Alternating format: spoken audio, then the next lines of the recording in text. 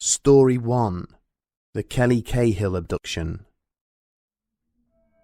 In this story, the first of two in this episode, we'll be delving into Australia's most notorious alien encounter, one that would become a pivotal catalyst in propelling knowledge of life beyond Earth into the public mainstream.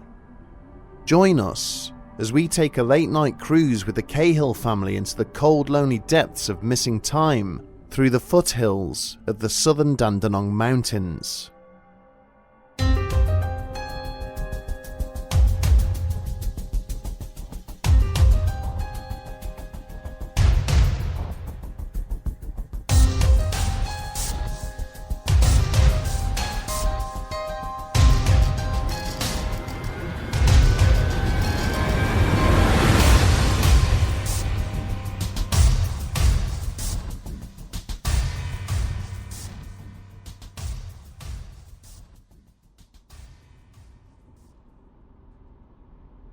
It was like waking from some vague daydream. As she returned to her senses, focusing on the dark silhouettes of the trees as they rushed past outside the window, Kelly Cahill turned to her husband with an odd look of confusion upon her face. Andrew seemed focused upon the road ahead, before he finally turned to her with an equally haunted expression.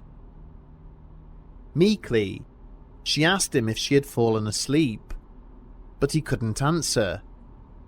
He simply affected a tighter grip on the steering wheel and shook his head with uncertainty. It was obvious to both of them that they were experiencing the same sense of inner turmoil, though they could not understand what that turmoil was or why they felt it. Something had just happened, but for some reason, they had no recollection of it. There was an odd odour inside the vehicle, and she could feel a small irritation, like a minor burning sensation somewhere on her midriff. But it was this vague memory of the red lights that bothered her. She didn't know what the lights were or where she had seen them, just that there had been many, all gliding towards her. The car hit a pothole in the road, snatching her from her reverie. Stunned and disorientated, the couple continued their journey in silence, exhausted and longing for their beds, wanting only to alleviate whatever mysterious deeds had unsettled them. On the 8th of August 1993, Kelly and Andrew Cahill were driving home after attending a barbecue hosted by one of their friends. Although it was winter in Australia, it had not been particularly cold. The evening had brought with it a cool breeze and some pockets of light rain, but it had not been enough to dampen their spirits. They had sat chatting with their friends for many hours before finally heading home at around midnight. Their journey took them along Belgrave-Hallam Road. Stretching over the long Dandenong Mountains of southern Australia, the pair made their way through the rolling countryside with ease, looking forward to retiring to their beds due to the lateness of the hour. However, at some point along their route, they spotted what Kelly described as a blimp rising out of the distance. Slowing down, they kept their eyes on this strange object as it drew closer and realized it was actually disc-shaped.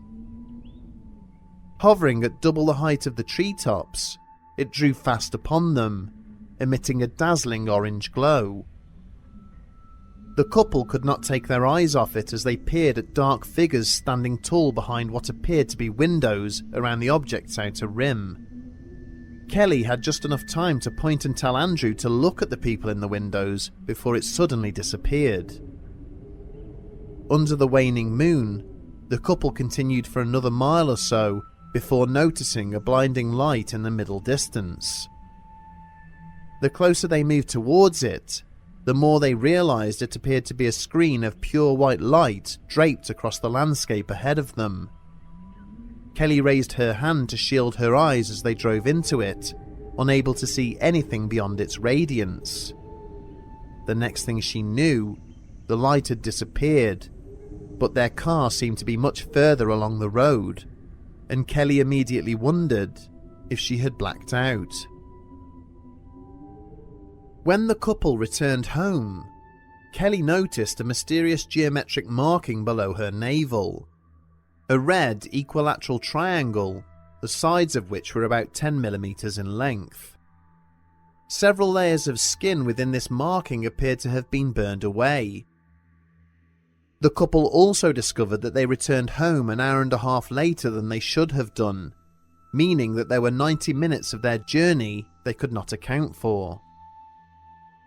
Exhausted, they didn't think too much of it, but the next morning, Kelly in particular began to feel that something was off. Over the next few days, she commenced a long and heavy menstruation, even though her next cycle was not due for a while. This was accompanied by daily nauseating migraines, which she experienced on and off for about 6 weeks. Medical treatment was sought, and doctors were able to detect an infection in her womb. Further tests were carried out, including sonograms, but nothing would yield an answer as to its cause. She was then hospitalized, and only after being placed on a strong course of antibiotics did her symptoms begin to abate. As for her migraines, the doctors performed CAT scans looking for any signs of trauma, but again, nothing was detected. She was simply given painkillers and discharged. But in reality, the real horror of what took place was only just beginning. Soon, a whole sequence of harrowing events would begin to unfold from her memory. Events so extraordinary that her accounts would leave UFO investigators and medical professionals arrested by their utter perplexity and marvel. What she would discover would forever leave an impression, not just upon her life, but also upon her skin and in the soil and grass where those memories were forged. On the night in question, after driving through the mysterious curtain of light, Kelly eventually recalled that they pulled off the road and parked next to a large open field. But what awaited them in that field, they could never have imagined. A colossal craft the size of a 3-story building and as wide as an Olympic swimming pool hovered in the air a short distance away. The two of them stepped out of their vehicle, and it quickly became apparent that Kelly and Andrew were not the only ones who had stopped to observe the strange object. 2 other cars had pulled up about 100 or so meters away, a man and 2 women in the closest of these vehicles, and another man travelling alone in the one furthest away. Exhilarated by this rare opportunity to witness something so extraordinary, Kelly and the others looked on in amazement. But then, a tall dark figure appeared beneath the craft, with a large group of other dark figures standing behind it. Slowly, Kelly's enthusiasm soured into a brooding uncertainty which pooled in the pit of her stomach. She stated that this sensation was like low-frequency waves, so dense and profound that it became an arresting physical weight upon her. Spellbound, she lost control of her senses and suddenly went mad with absolute terror. She desperately tried to free herself from what she described as an almost hypnotic trance, but no matter how much she fought to secure her own sanity, there was nothing she could do. The figures, who possessed bright red eyes which were disproportionately large in relation to their heads, then split up and headed towards each separate gathering of people, affecting the appearance of demons gliding across the field towards them. One group charged after Cahill and her husband. Another sped after the party further down the road. An electric blow then struck Kelly at her solar plexus, knocking the wind out of her lungs and sending her flying onto her back. Struggling for breath, she attempted again and again to sit up, convinced she was about to die. Suddenly, Kelly was unable to see. There was nothing but darkness as she was overcome by an intense nausea. She sat up, screaming for Andrew, and a hand was then placed upon her shoulder. She recalls one of the figures speaking in plain English. Do something about it. Nearby, she could hear Andrew demanding to be released. Let us go, you bastards. We mean you no harm. If you didn't mean us any harm, then why did you hit my wife? Completely terrified, she vomited. She then felt someone examining her. The next moment, she and her husband were back in their car, driving on Belgrave Hallam Road, in silence. Kelly would later seek the assistance of UFO researchers who would conduct the most thorough UFO investigation in Australia's history at that time. Cahill's case would be pivotal in bringing this subject into the public eye. For 18 months solid, the location of the incident was intensely probed. Researchers divided several acres of the field into 1-meter blocks with pegs and tape. Samples were taken from the ground, aerial surveys were carried out using infrared photography, and magnetic readings were logged by a portable magnetometer. What was found would only prompt more questions regarding the significance of the markings discovered on some of the victims. The ground scans uncovered a large, 20-meter triangular shape in the field. Initially, it was thought to be an impression, but this turned out not to be the case. A carcinogen known as pyrene was instead discovered, which is a chemical found in coal mines, even though no coal mines were located anywhere near the field.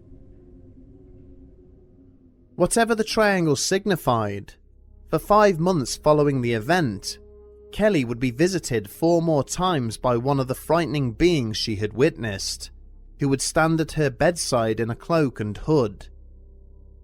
She described these visitations in a strange way. The experience would start as a dream, in which she wasn't able to see the entity, but could feel it in other ways. She felt as if she was being pulled by a nearby presence, which spoke to her and told her not to panic. But despite its assurances, she felt the same profound horror she had experienced on the field. It was only when she awoke that she would see the entity briefly standing over her before it disappeared right before her eyes. Aside from these odd visitations, she and Andrew would have countless bizarre electrical disturbances in their home. Kelly related how appliances and lights would turn on by themselves, and that she would receive static shocks through things which were not otherwise conductive, such as soil, wood, and rocks. The most incredible of these anomalies occurred when the engine of her car started of its own accord, despite the vehicle having still been locked and the kill switch activated. Psychologically, the whole incident had a tremendous effect on Cahill's husband. For many years he would not divulge his recollection of it, until reluctantly, he admitted to Kelly that not only did he remember his experience, but also that he'd had several UFO encounters prior to it. Unbeknown to the Cahills, the other people who had stopped to observe the strange object that night had also reported their experiences to researchers. Kelly Cahill had never met any of the occupants of the other vehicles, either before or after the event, and yet the similarity between each of the accounts is astonishing. On the night in question, the vehicle closest to them, parked about 100 meters away, was driven by a man named Bill. He was accompanied by his wife, Glenda, and a family friend named Jane. Another car was parked a further 30 meters beyond theirs, and this was occupied by a government law department employee named Dave. All of them, apart from Andrew, would produce illustrations of what they had seen. neither group was made aware of each other's drawings until much later, and the uncanny resemblance between them would only further reinforce the reality and nature of the event. All depicted a circular craft lined with many windows and unnaturally dark figures standing between 6 and 7 feet tall, backlit by a bright white beam being emitted from above. Of the 6 witnesses, Kelly, Glenda, Jane and Dave each discovered a triangular burn mark on their body, located just below the navel. Andrew and Bill, however, had no such wound. The 2 other women had also suffered gynecological problems similar to Kelly's in the immediate aftermath, and Glenda in particular would recall waking up in a strange room, strapped to a table, and being examined by a tall entity dressed in a dark cloak. This sounds eerily similar to the creature described in Kelly's subsequent visitation experiences. The only difference in the accounts is that Bill, Glenda, Jane and Dave all reported hearing a humming sound from the craft and blacked out immediately after crossing the road to see what was in the field. Although they saw the figures, they don't recall them having bright red eyes as Kelly described. On the other hand, the Cahills didn't hear any humming and seemed to have remained conscious for a while longer than the other 4 witnesses. Kelly would go on to say that the eyes of the figures glowed red only after they began to glide towards them. Finally, the accounts of all 6 witnesses were backed up by reports from residents in the area, saying that they had seen a strange object in the skies at around the same time that the event occurred. There are many reports of alleged alien abduction the world over, and whilst those accounts are both harrowing and intriguing in their own ways, in nearly every single case, there is almost always only one witness. The fact that in this instance, there are multiple witnesses who are previously unfamiliar with each other all reporting the same thing lends a high degree of credence to their stories. And the fact that the studies of the ground on which the event took place yielded strange results, somewhat corroborating their accounts, should leave even the most ardent of skeptics wondering, what if? What was it that the Cahills and the others present experienced? Was it really an alien abduction, or could it have been a shared hallucination between all 6 witnesses? If so, what would have caused it? And why did residents across the region also report seeing a vivid orange light in the sky? Perhaps it was more spiritual in nature. Could they all have been spirited away, or even undergone a collective near-death experience? Kelly and Andrew certainly seem to lean towards this possibility, at least at first. Having both come from deeply religious upbringings, their initial impressions of the beings who seized upon them were that they were entirely demonic in nature.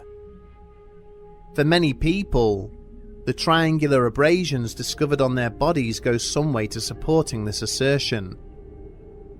As with the Buffalo Ranch in Colorado, where many otherworldly occurrences took place, some commentators believe that the painting of an equilateral triangle upon the carcasses of the mutilated cows was a way of mocking the Holy Trinity.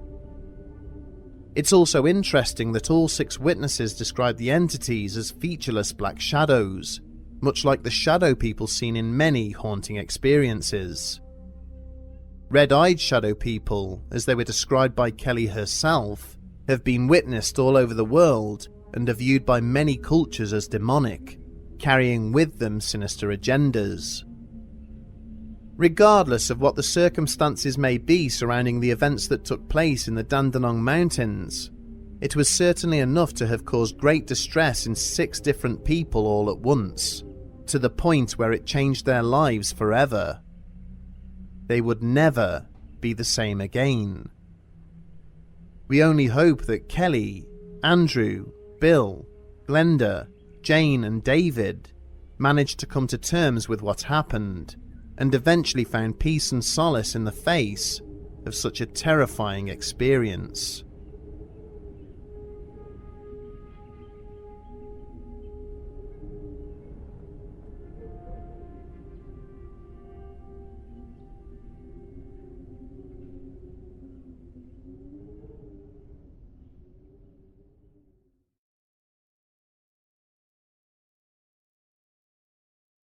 Story 2: The Demons on the Fringe.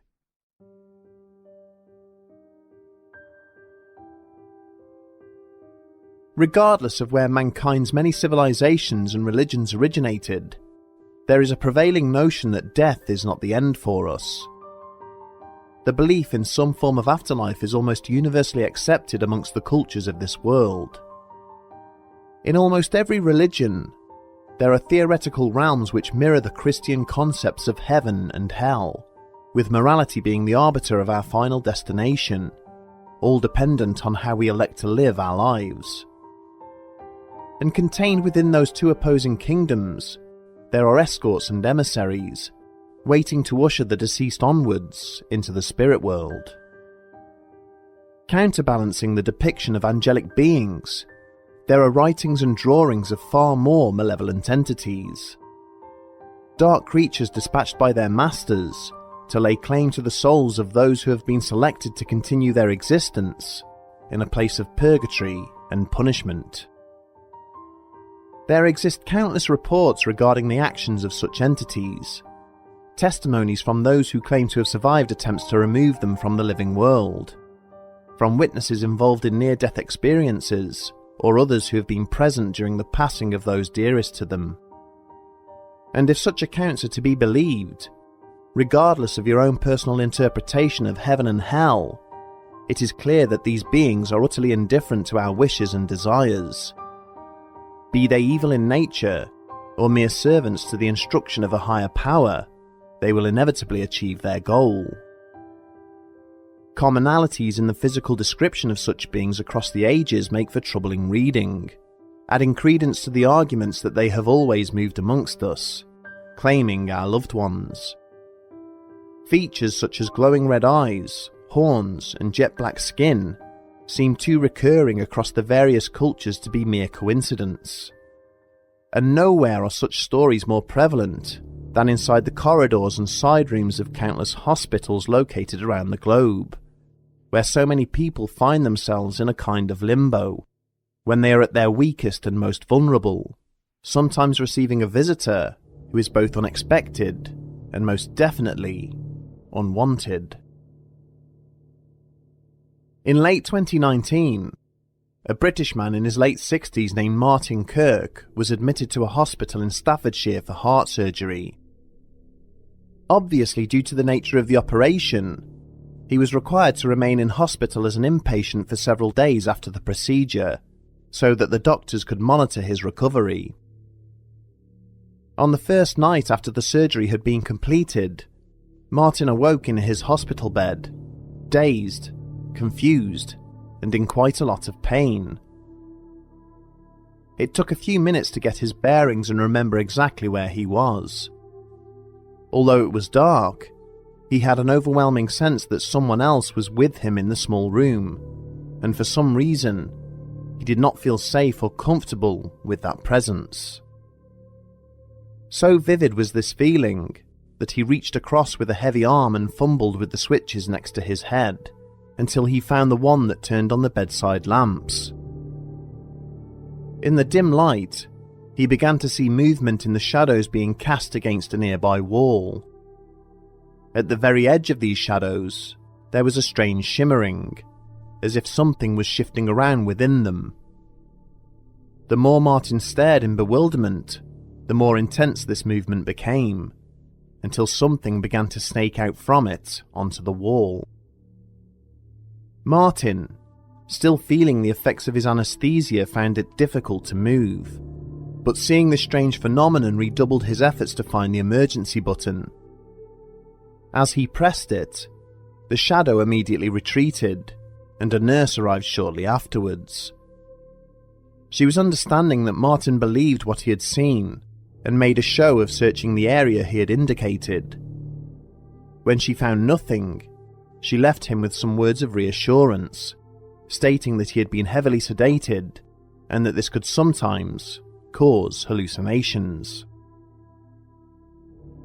Despite his overwhelming anxiety, the surgery had taken its toll, and he couldn't help falling back to sleep. Later that evening, he was awoken by a faint tickling sensation on the calf of his right leg. Opening his eyes, he was horrified to see a jet black hand snaking up from underneath the bed and touching his leg with its slender and clawed fingers. Screaming in terror, Martin kicked weakly at the appendage, which promptly retracted. With a great and painful effort, he managed to shuffle himself up into a sitting position and called the nurse in once again. She left after telling him that there was nothing under the bed and that it was probably just a bad dream. But he was so haunted by this experience that he remained awake for the rest of the night, only allowing himself to sleep when daylight came.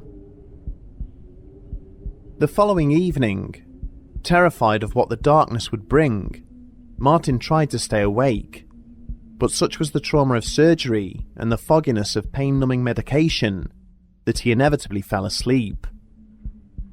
When he awoke sometime later, he found himself in complete darkness, but again, he felt that someone was nearby. Looking over towards the corner of the room, he saw what looked like a pair of red eyes staring at him. As his sight adjusted, he soon saw the outline of a figure standing there. He could not make out any features other than the bright red eyes, which remained focused upon him. Suddenly, he felt restricted. Looking down, he could see several pairs of deformed hands coming up from under the bed, grabbing at his limbs. He could feel their coldness through his bed sheets. He could feel his heart pounding in his chest, straining under the effort as he squirmed to free himself, until finally, he felt something like a sledgehammer blow to his chest, and then everything went black. When he awoke, it was the afternoon of the following day. One of the nurses informed him that his heart had stopped during the night, and that they almost lost him.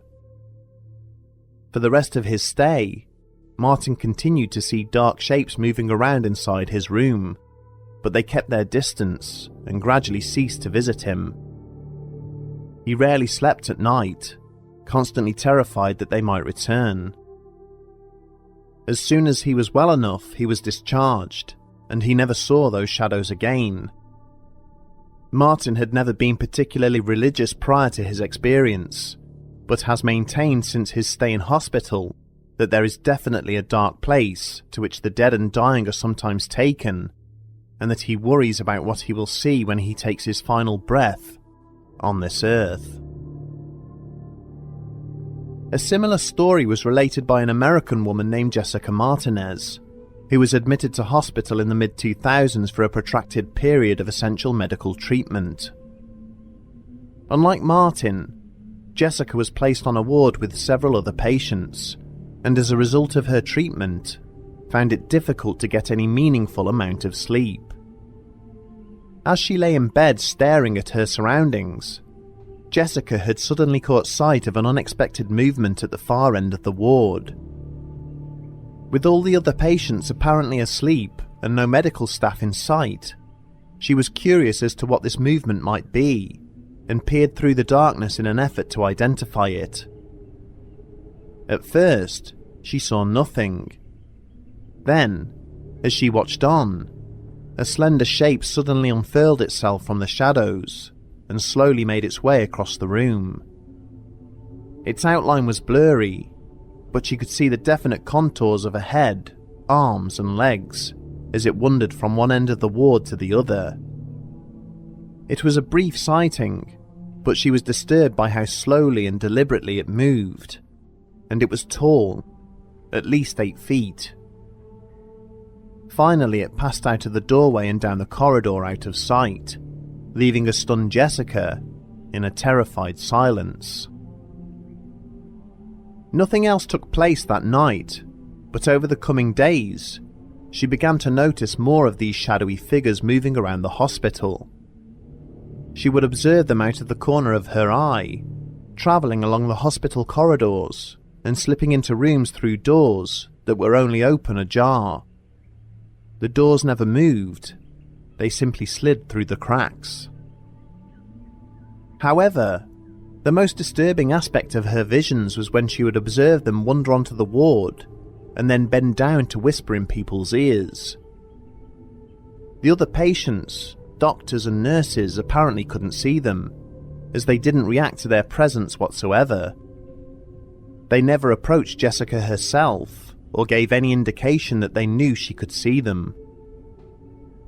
One evening, she saw one of these entities bending over the patient opposite, apparently whispering in their ear, and within a few seconds, they had cried out and sat up in their bed as if awaking from a terrible nightmare. The figure had then casually wandered out into the corridor. Jessica could only wonder what these beings were whispering to these people, but the thought chilled her to the bone. When she was well enough to leave hospital about a week later, she shared her experiences with her family, who told her that they were most likely just side effects from the pain relief she had been given in the aftermath of her surgery. But she disagreed, saying that apart from some sleep deprivation, she was in full control of her faculties. Another account involving such entities came from an anonymous nurse working palliative care at a hospice in Scotland. She wrote about her experience in an online nursing forum and was shocked when other nurses also wrote that they had either heard similar stories from their colleagues or experienced such things for themselves. The author described how an elderly patient had been admitted to her care, who was expected to pass away within the month. It was the nurse's job to ensure that the woman was as comfortable as possible during her final days, but she found that this particular lady spent very little time awake, and instead slept for lengthy periods of time. One morning the nurse was doing her rounds when she heard a pained scream coming from room 2B, in which the new patient had been sleeping. She hurried over and opened the door to find the patient sitting upright in bed, mumbling about a dark shape which had tried to drag her away. The nurse calmed and reassured the patient as best she could, but even as she began to relax, she repeated over and over, "Don't let the darkness take me." She sat with the older woman for an hour or so before she fell back into a deep sleep. Little did she know that this would be the last time she saw the old woman alive. Several hours later, she had been sharing a coffee with another nurse when they were disturbed by the sound of a heart monitor flatlining and being broadcast to them at the nurse's station. It was coming from room 2B. Putting down her mug and hurrying across the corridor, she opened the door to see a dark shape next to the patient's bed. What looked like an arm was reaching down from what she assumed was its torso, with its hand disappearing into the older woman's chest, where her heart was situated. The nurse took a step back in shock and then ran forwards out of concern for her patient, at which point the shape promptly dissipated. Attempts were made to resuscitate the old woman, but unfortunately to no avail. The nurse couldn't quite believe what she had seen as she had entered the room. In her post, she did entertain the idea that it was a momentary visual anomaly, but she couldn't shake the feeling that something else was afoot, given the fact that her patient had mentioned the dark shape prior to her passing. When she spoke to her colleagues about it, some of them confirmed that they had seen similar figures around the hospice, and in particular, next to the patient's beds, at or at least close to the time of their death. Others on the forum also shared this experience, especially those who worked in palliative care. Much like the assumption made by the family of Jessica Martinez, such experiences are almost universally put down to the effects of medication on the human brain.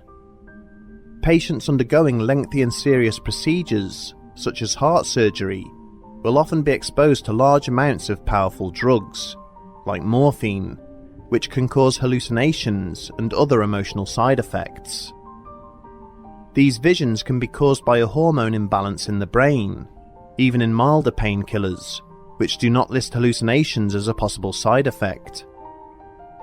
The patient is already experiencing a large amount of stress and anxiety as a result of their admission to hospital.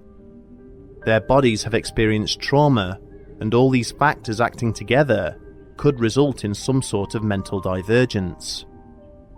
Those involved may find it difficult to process simple movements, such as an insect in flight or a curtain caught in a draft, and their minds may create phantom shapes or elements to justify the movement.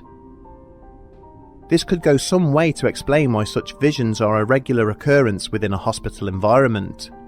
But how do we explain instances where the staff, who are not on any form of medication, have also reported seeing these entities? Cultures such as the ancient Egyptians believed in the existence of demons, and theorized that these entities targeted specific areas and points within the body. They believed that there were key parts of the human nervous system designed to combat evil, similar to chakra points or energy intersections. When a person was close to death, it was believed these points became weaker and less functional, and it was at this time that a demon would attack and take control of the person's body, shutting it down and then taking their soul. As such, ancient Egyptian medicine centered around the various channels which circulated through the human body, and efforts were made to keep these channels and energy intersections free from interference, which would otherwise allow an entity to exploit such an obstruction and use it to cause death. With this in mind, it may come as no surprise that patients of heart surgery in particular report seeing these so-called demons more than any other, and subscribers to the concept of chakra points would argue that it's because the heart chakra, the body's main energy intersection, has been severely disrupted. It is perhaps interesting that religious belief seems to play little part in the existence of these proposed entities. Regardless of whether those involved accept the existence of a higher power, encounters with these so-called demons take place across the world, irrespective of the culture and faith of those involved. In any case, whether these beings are real or imagined, they are no less terrifying to the person seeing them. If they are imagined, it is still an extremely disturbing vision to experience, and maybe we need to investigate why so many people have such similar hallucinations. However, if they are real, well, that is another story entirely.